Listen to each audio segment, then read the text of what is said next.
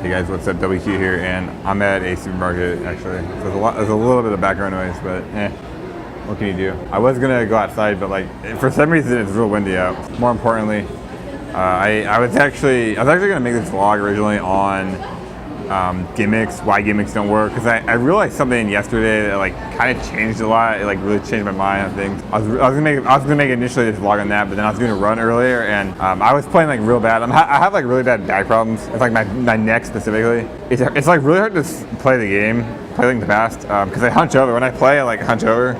And so pretty much all the time I'm hunched over playing the game. It's like my whole life I've played the game like that. So I don't really have a that's not like my muscle memory, you know. It's scripted to play like that. So I'm trying to play, but you know, because my back, it's like really hard on me and hard to play. So I like elevated my TV a little bit. You know, I'm thinking that'll help out. I literally can't hunch over playing Link to the Past now. So that's actually kind of a good thing, but it's really awkward to play. And I just did a run. It was a complete disaster. I think I died 3 times. And then my computer started to overheat.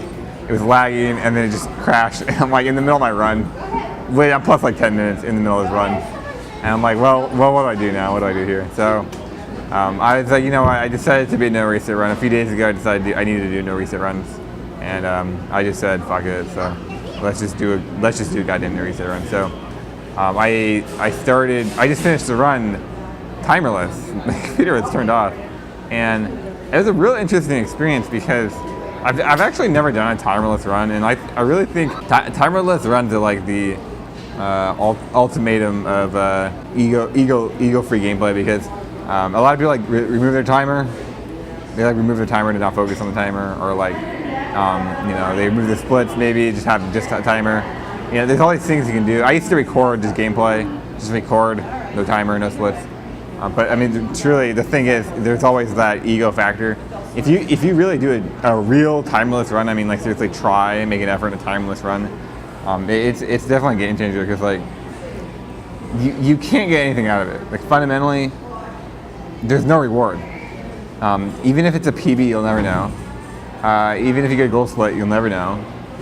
So, but you're still trying. You're still making an effort. So I think that's a really good exercise, and it completely changed my perspective on this whole thing, because, and I'll talk to you guys about why I realized this yesterday, gimmicks don't work, and this is pivotal.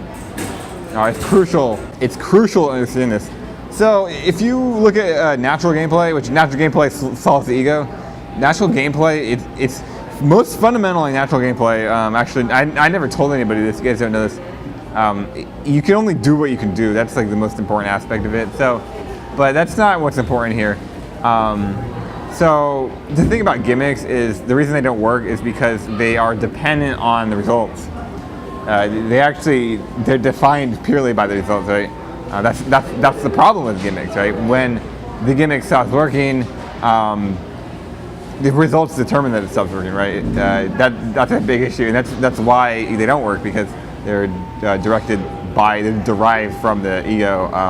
Another aspect of natural gameplay says that I had to move, guys. This nice Korean family came over, but whatever. My point is, that's the problem with gimmicks. And the second aspect of natural gameplay, if you guys don't know, it's when you define what you can do based on results. That's exactly why it's based on the ego. That's exactly what natural gameplay aims to solve. Because the problem with that is that what happens is when you do something that you can, you get a result and say, okay, now I can do this by proof of the result. That's exactly the problem, because results don't determine what you can do, right? What would determine what you can do or not is, it's a lot of different things, right? But results actually unrelated to whether you can do something or not. And if you look at like input and output and how inputs and outputs work, and that actually, I think it becomes a lot more clear. So basically with input output, you have an input, you plug your input into the equation, and then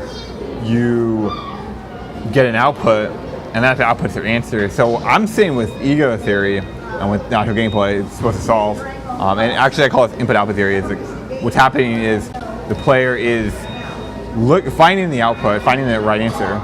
And I mean, if you've ever taken a math class, that's when you look at the back of the book. This is what happens. You find the answer, and then you take that answer, and then you plug that answer in as an input, and you get a different output. A completely new output. It doesn't make any sense. You get the wrong answer. But in math class, what people do in math class is cheating. What they do is they'll take the answer to the back of the book, and then they'll derive the input based on that output. And it's a similar process, but in gaming, what happens is it doesn't work. In math class, it works because math class it's not true. It's not true logic. But gameplay is true logic. So it's like you can't actually do that, right? You have to actually find the input, find a true input, and then you input that in the equation, which is the gameplay, and then you get your right output. So natural gameplay, it solves this negative process that people do where they look for the solution. That's what basing your gameplay based on results is. So I'm saying with natural gameplay, well, how do you circumvent this process? If this is what's happening, I would argue, based on the ego, this is what the ego does. Because the ego wants to lose. The ego actually wants to lose. The ego wants you to fail and wants to make it look like you could succeeded, right? And so the ego will do everything in its power in order to prolong that or emphasize that process. And so that's what ego theory is, on a most basic level. That's what input-output theory is, and that's what natural gameplay aims to solve. Because the point of natural gameplay is that it circumvents the whole process, and it gets to the point where you start doing what you think you can do, instead of basing what you can do based on results. And again, this is pretty much just why gimmicks don't work. It's because the thing with gimmicks is everyone uses gimmicks, but even me. But eventually you're going to be like, well, why isn't this gimmick working anymore? Well, if you're asking yourself, why isn't this gimmick working anymore? Well, you've answered my question, or you've answered your own question. That's the thing. It's not working. Why isn't it working? You're looking at the results. You have to with the gimmick. You have to look at the results. You have to base it off the results, right? So if the results change slightly, then the gimmick stops working. That's why it's a gimmick. That's why gimmicks don't work, guys. It's not too complicated, and I think most people realize the gimmicks don't work. That's what I learned yesterday, but it's not that important because I learned something considerably more powerful today. It really is changing a lot. And guys, I might have to throw away some of my old ideas about natural tryharding, macro natural gameplay. These ideas on a fundamental level, on a blueprint level, these are good ideas. They're actually very good ideas. The thing is, I think how I was approaching it and how I was reading it was kind of the problem here. And it's this idea where it's like you get the answer and then you try to derive the solution based on the answer. Well, that process, ego process, will destroy you. It doesn't work. When you try to derive the solution from the answer, that is exactly taking an output and using it as an input. Which it's not a thing, it doesn't work. So I'm saying that you need to actually find the input and think about it. And let's take a very simple math equation, 3y equals 3x plus 6, right? So what is y? That's a very simple question, a very simple math question, right? So I don't know. I go back to the book and I think, I don't know. I don't actually know the answer. I think it's 3, but let's say I find the answer in the book, and then I'm like, okay, plug that in, and I start working it out, and I start thinking about it, and then I'm like, okay, I find the input, right? Perfect. I know the input is because I looked at the back of the book, I write it down, I get the right answer. I know the process because I learned in math class. A+, right? Go into a video game, and you try to do that. Guess what's going to happen? You're going to choke, and then you're going to be like, okay, well, I choked. I'm not supposed to choke. Obviously, I'm not supposed to choke. I'm supposed to get world record instead, of course. I'm supposed to beat all my opponents and get first place at this tournament, of course. That's the right answer. Well, let's look at what I did wrong, and let's try to derive the input based on this output. You're going to be like, okay, well, I can't choke. I have to, hit this ledge dash. I have to do this and do that. And look, I did this wrong. I have to do that. It's great and all, and I do think you can improve as a player by doing that. But the problem is, again, you're setting up ego traps, and this whole thing actually is an ego trap. And I'm saying if you just think about the problem a little bit, you'll actually find the answer through just thinking and practice naturally. You won't have to derive. Let's look at this question again. 3y equals 3x plus 3, right? So let's say I can divide the whole thing by 3, so I have y equals x plus 1. So then I can, okay, so the answer is y equals x plus 1. So, you know, obviously I have no fucking idea how to do math anymore. It's been a few years, guys, but let's say x is 0, y would be 1.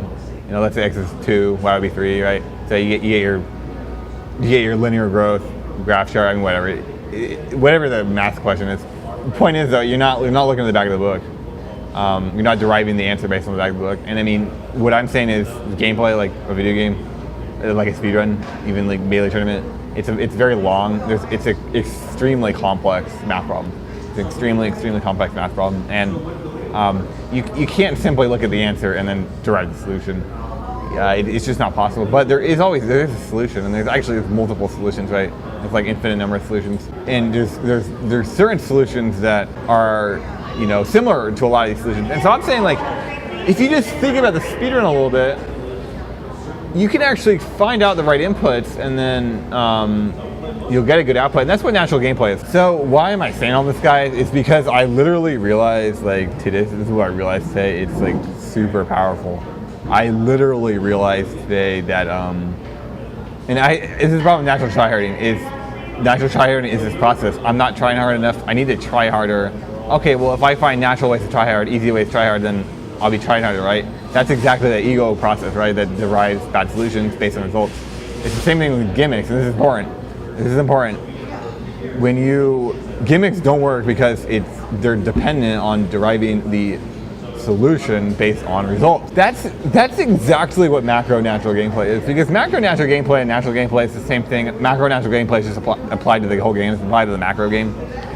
That's exactly what it is, and this has been fucking me over the past like 2-3 weeks, and it just occurred to me why. And what I thought macro natural gameplay was, and I thought natural tryharding was, I'm gonna have to rescind my statements on those. Now I do think those ideas, like in a pure sense, are good ideas, but at least in the brain, and actually half of the time I think my gameplay was more macro natural. My gameplay is getting a lot more natural, but again, there's this ego trap.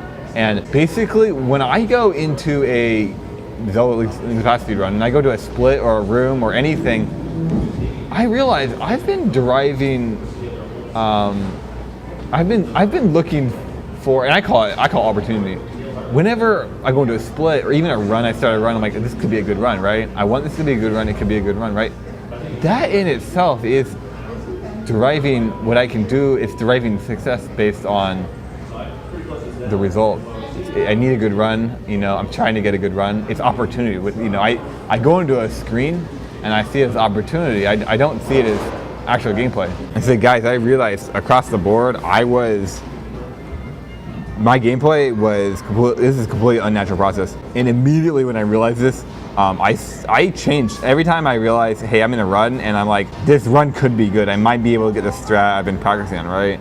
I realized, no, this is what's fucking me over. This opportunity, seeing this as opportunity, this thirst for opportunity, that's what leads into fucked over results. And it's like really important, because this is why I died in the weekly and then I did well after it.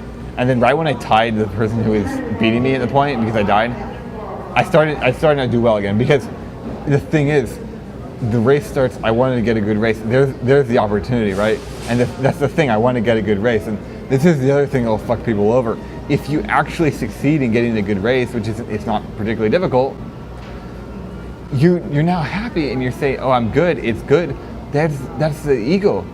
That's derived based on the result. And that's what fuels this choking, I think. So if you guys look at this, if you boil it down, this turns into a weird interaction, because it means opportunity actually is a bad thing. And I think this kind of goes against like what a lot of people think. I think a lot of people like opportunity is a good thing, right? Isn't opportunity the goal? Isn't opportunity what everybody wants? And honestly, maybe in real life, I'm not really sure, but in the game world, it's opportunity that's fucking people over. Because the thing about opportunity is if you have an opportunity to do something, it means you can't do it 100% in your control. It's not completely recreatable. It's not completely in your domain of reason, in your domain of control, right?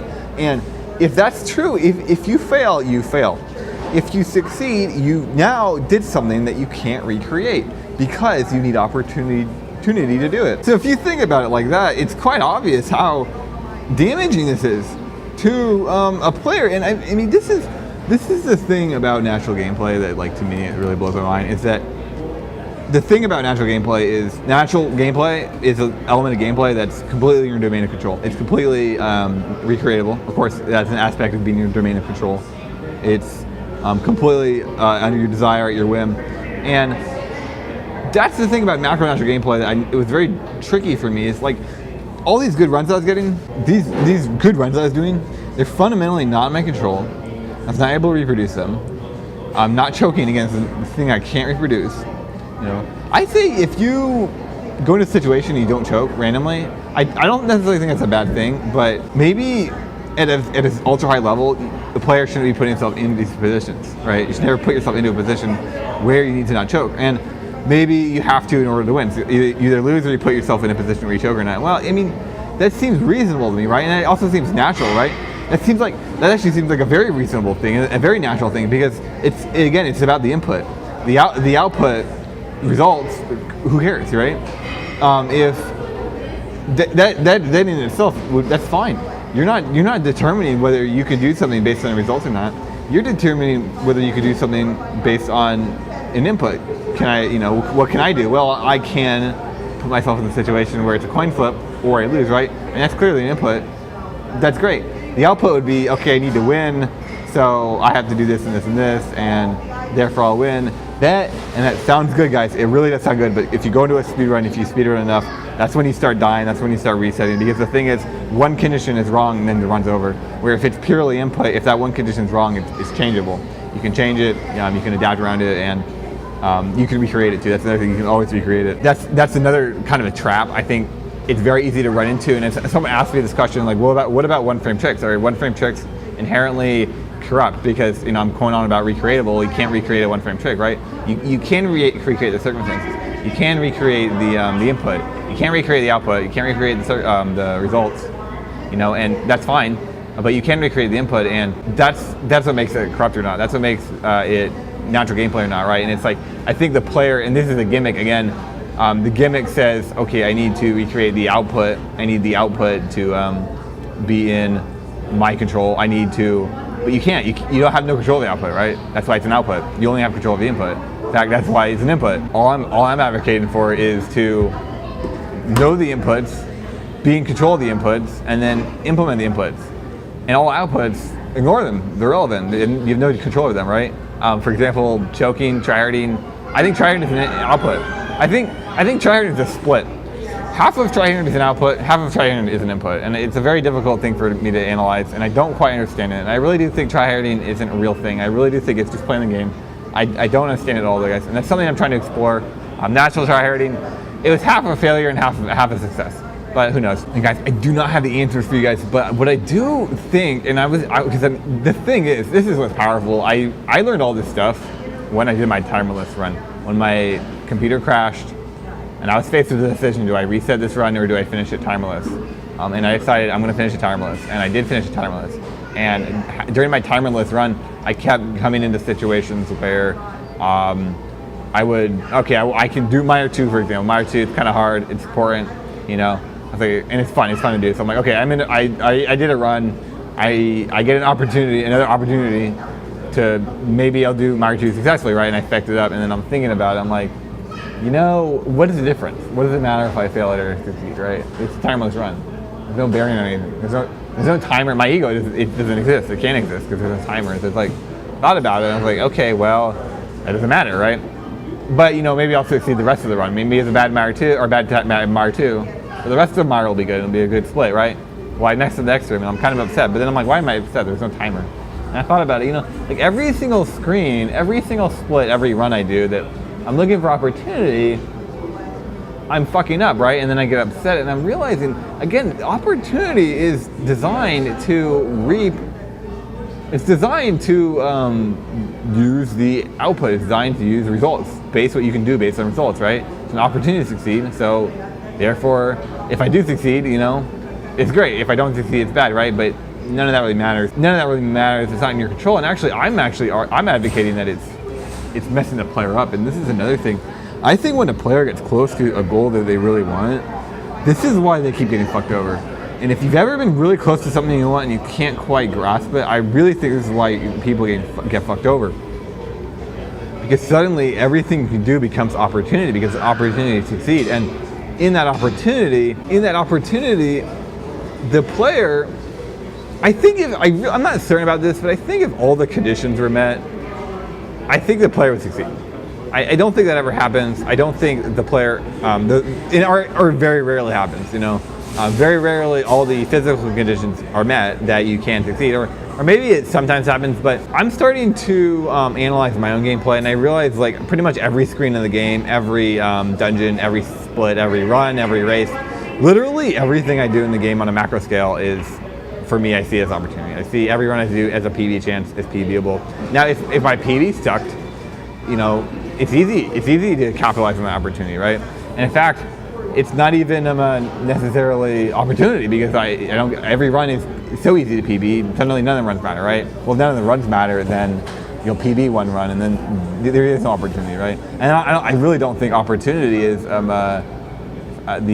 it's a fact. I don't think this is a fact, guys. I think this is a circumstance that happens to 99% of players, and it affects 99% of situations. It's not cold cut though, and the reason it can't be cold cut is, again, if it becomes a gimmick, if this becomes a gimmick, if this opportunity thing doesn't work in any situation, right? You become yourself, why is my gimmick not working?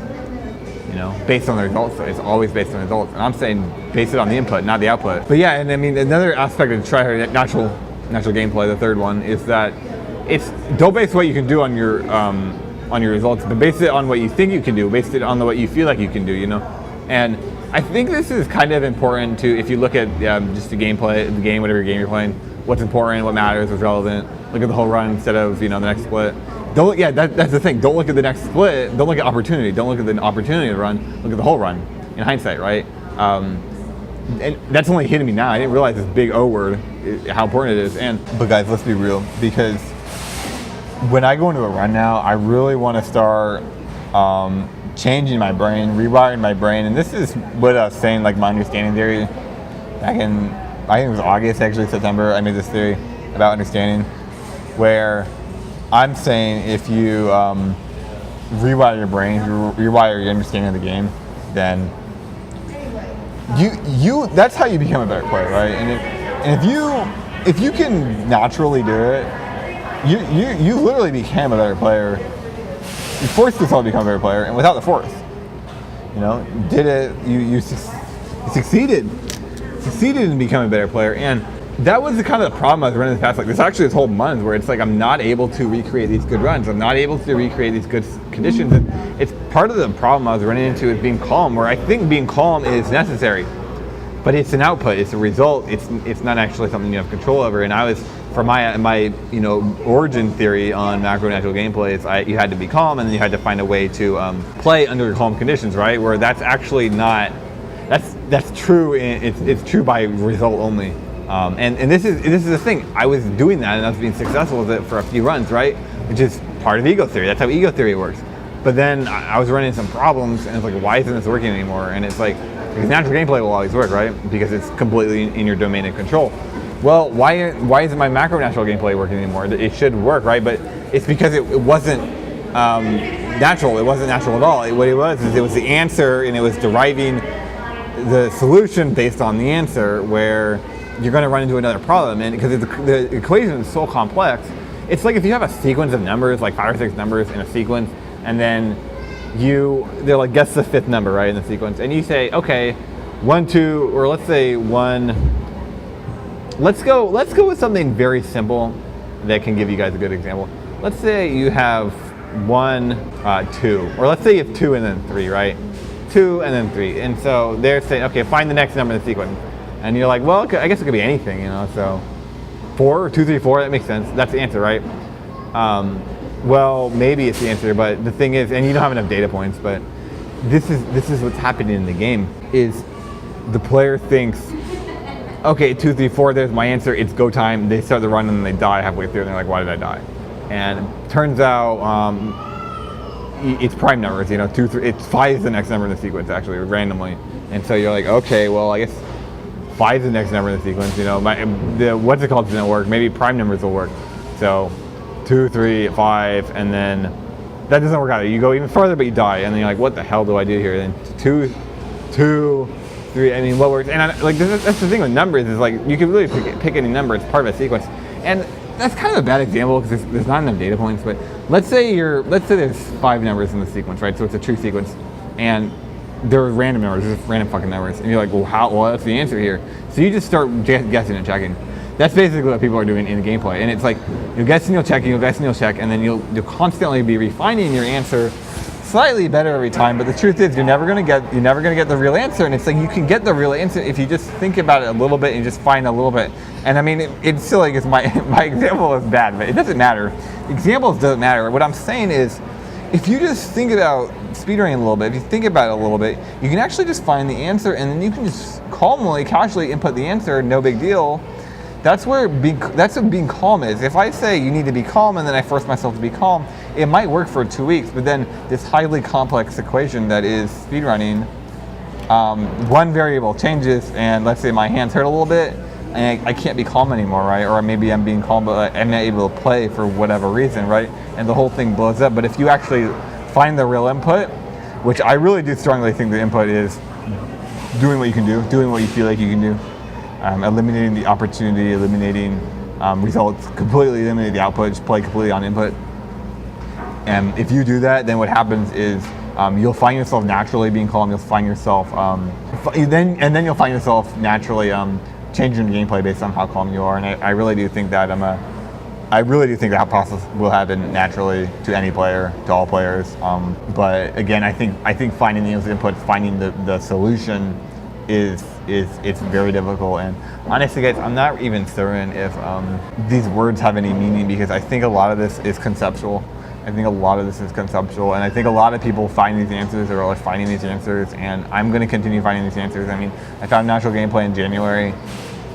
In April, I found macro natural gameplay.